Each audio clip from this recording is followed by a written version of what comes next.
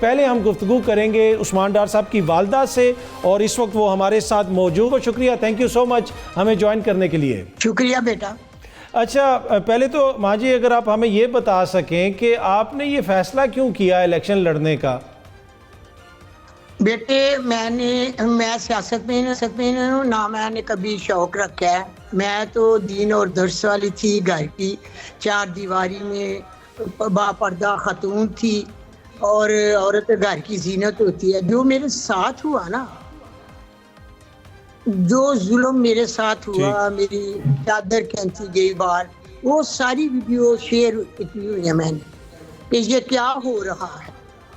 دیکھیں، آپ سیاست ضرور کریں، مگر پھلانگ کر دروازوں کو اور آ کے توڑ کر عورتوں کو ہاتھ ڈالنا، جو میں نے قرآن پڑھا، حدیث پڑھا، اس میں یہ نہیں ہے کہ عورتوں کو ہاتھ ڈالیں۔ نبی پاک صلی اللہ علیہ وسلم نے عورت کو اولین درجہ دیا۔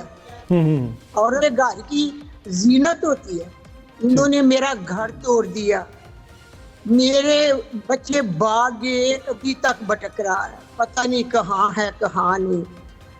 دوسرا کہاں گیا، گواہ ہو گیا۔ کیا بتاؤں میں، کیا کیا نہ ہوا میرے ساتھ، اور میں نے اس ایج میں برداشت کیا۔ یہ بھی میرے اللہ کی رضا تھی، اسی نے مجھے حوصلہ دیا۔ پر اس میں ماں جی یہ جو سارے واقعات آپ بتا رہی ہیں، قوم نے بھی دیکھا کہ آپ کے گھر پہ چھاپا بھی پڑا، وہاں پہ توڑ پھوڑ بھی ہوئی، ویڈیوز بھی آئیں، تو اس سے آپ کو لگتا نہیں ہے کہ حالات جو ہیں اس قسم کے نہیں ہیں کہ آپ الیکشن میں اتریں؟ آپ کو کسی قسم کا کوئی ڈر خوف والا کوئی معاملہ تو نہیں ہے؟ میں نے تو پہلے ہی آپ کو بتایا کہ جو میں نے قرآن پڑھا ہے، جو اس کا ترجمہ پڑھا ہے، جو تفسیر پڑھی ہے، وہ مجھے بزدل نہیں کرتی، وہ میرے ایمان میں قوت بخشی، میرے میں ہمت آئی، اسی قرآن کی مضبوطی سے میں نے اسٹینڈ لیا۔ ٹھیک، اچھا، اب آپ کا خواجہ آصف صاحب کے ساتھ مقابلہ ہے NA71 میں۔ خواجہ صاحب طاقتور سیاسی شخصیت ہیں، سابق وزیر دفاع ہیں، آپ کیسے ان کے مقابلے میں میک شور کریں گے کہ آپ یہ انتخاب جیتیں؟ میری بات سنیں، خواجہ آصف کی طاقت میرے رب سے زیادہ بڑی طاقت نہیں۔ جو خواجہ آصف کی طاقت ہے وہ میں جانتی ہوں۔ میرا پیغام ہے خواجہ آصف کو، اب کوئی جرنیل تمہارا ٹیلی فون نہیں اٹھائے گا، وہ ہمارے جرنیل بھی ہیں، پورے پاکستان کے جرنیل ہیں، پورے پاکستان کی عوام کے جرنیل ہیں۔ ہماری فوج ہمارے لیے قابل فخر ہے، ہمارے بھائی اور بیٹے۔ میں خود بھی فوجیوں کے خاندان سے ہوں، میں عزت کرتی ہوں فوج کی۔ فوج ہے تو ہم ہیں تو ہمارا پاکستان ہے۔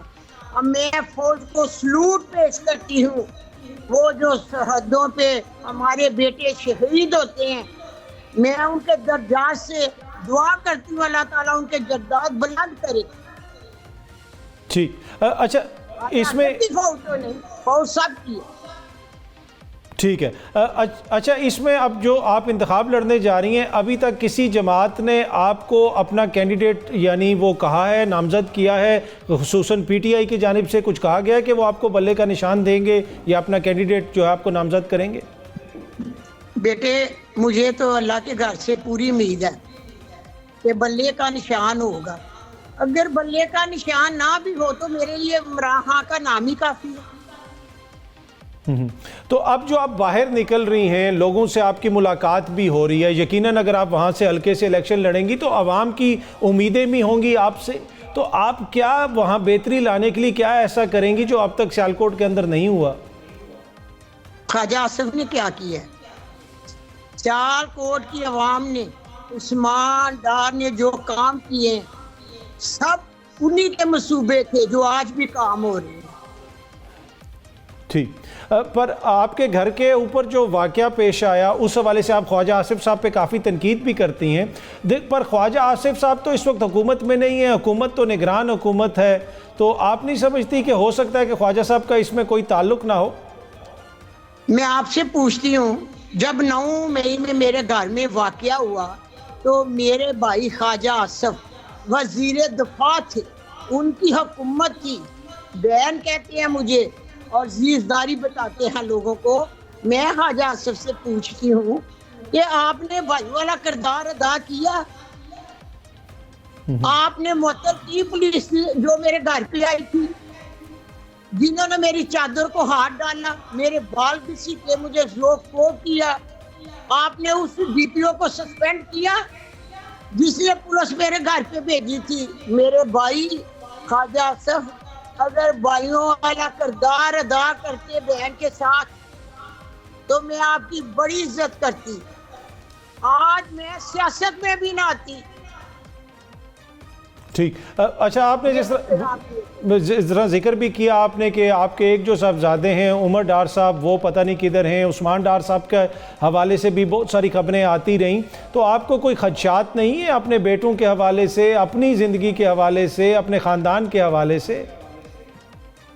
دیکھو بیٹا، نبی پاک صلی اللہ علیہ وسلم کے پاس ایک صحابہ آئے تھے اونٹنی پہ. جب وہ اندر گئے تو نبی پاک صلی اللہ علیہ وسلم نے پوچھا کہ اونٹنی کا کیا کیا ہے آپ نے؟ انہوں نے کہا میں نے اللہ توکل چھوڑ دیا. جب یہ بھاگ گئے تھے، وہاں ہو گئے تھے، ابھی ایک بٹک رہا ہے، میں نے اس وقت بھی نہیں اللہ کے توکل چھوڑا تھا، آج بھی میں نے نہیں اللہ کے توکل پر چھوڑا ہے. جو چیز اللہ کی سپرد کر دی جائے وہ حافظ و ناصر ہوتا ہے، اس سے زیادہ قوت کسی کی نہیں ہو سکتی. ٹھیک ہے. اچھا، اب جو آپ عوام سے مل رہی ہیں، رابطہ مہم بھی آپ کی چل رہی ہے، تو رسپانس آگے سے سیالکوٹ کی عوام کا رسپانس کیا ہے آپ کی طرف؟ رسپانس کیا ہے؟ عوام مجھے جانتی ہے، خواجہ سکون بھی جانتی ہے، ہمارا ایک ہی محلہ ہے، ہم عزیز داری بھی ہے، ایک ہی محلہ ہے. دیکھیں ووٹ تو عمران خان کا ہے، میرا تو نہیں. عوام جو آپ دے گی میرے ظلم کے حساب. ٹھیک. اچھا، آپ یہ جو اسمبلی کی سیٹ ہے یہ جیتنے کے بعد اپنے پاس ہی رکھیں گی یا پھر بعد میں یہ آپ کے کوئی صاحبزادے اس کے اوپر الیکشن لڑ سکتے ہیں مستقبل میں؟ یہ تو آنے والا بیٹا وقت بتائے گا، میں کیا بتاؤں، آنے والا وقت بتائے گا. ٹھیک. اچھا، دوسرا یہ کہ اگر صوبائی اسمبلی کی سیٹ پہ بھی آپ الیکشن لڑ رہی ہیں ماں جی؟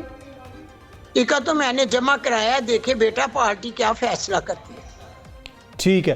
ویسے پارٹی کی جو سینئر قیادت ہے ان کی جانب سے ابھی تک کوئی رابطہ آپ سے ہوا، کوئی اس طرح کی کسی قسم کی یقین دہانی کروائی گئی کہ آپ ہی تحریک انصاف کی کینڈیڈیٹ ہوں گی؟ بیٹا یقین جانے جو بھی ہیں پارٹی میں کسی کو جانتی نہیں. میں نے پہلے کہا ہے کہ میرا شوق سیاست نہیں تھی، میرا شوق میرا قرآن تھا، میرا شوق ہی نہیں سیاست کا تھا. جو میرے ساتھ ہوا بتائیں پہلے. میں آپ سے پوچھتی ہوں کہ کاغذ کرانے سے پہلے 2 دن پولیس میرے گھر کیا کرنے آئی تھی؟ دروازہ کھولو، دروازہ کھولو. میں نے کہا کہ میں نے دروازہ نہیں کھولنا. اب وہی لوگ ہیں جو آگے بھی آئے تھے، تو آپ نے میرے سے ظلم کیا تھا تو میں بیوقوف ہوں کہ میں دروازہ کھول دوں. دروازہ توڑ دیا گیا، میرے گریبان میں ہاتھ ڈالا گیا، جو کو کیا گیا. کیوں آئی پولیس؟ اچھا، اس واقعے کے بعد اس کی ویڈیو وغیرہ بھی کافی زیادہ وائرل ہوئی، آڈیو بھی وائرل ہوئی، تو کیا کوئی اعلیٰ حکام نے آپ سے رابطہ کیا؟ ان پولیس والوں سے کسی نے پوچھا کہ بھائی آپ لوگوں نے یہ حرکت کیوں کی؟ کسی نے پوچھا بیٹا، اسی لیے میں بتا رہی ہوں کہ میں عورتوں کے حقوق البعد میں، اور جو ہمارے ساتھ ہو رہا ہے، ہم مسلمان ہیں، یہ نہیں ہونا چاہیے، اس لیے میں کھڑی ہوں. ریحانہ امتیاز ڈار صاحبہ، بہت بہت شکریہ، تھینک یو سو مچ ہمیں جوائن کرنے کا. ہر وقت باخبر رہنا وقت کا تقاضا ہے، بر وقت باخبر رکھنا ہمارا فریضہ ہے. ابھی سنو نیوز کے یوٹیوب چینل کو کریں سبسکرائب، بیل آئیکن پر کریں کلک، اور ملکی اور غیر ملکی خبروں سے رہیں باخبر، یقین کے ساتھ.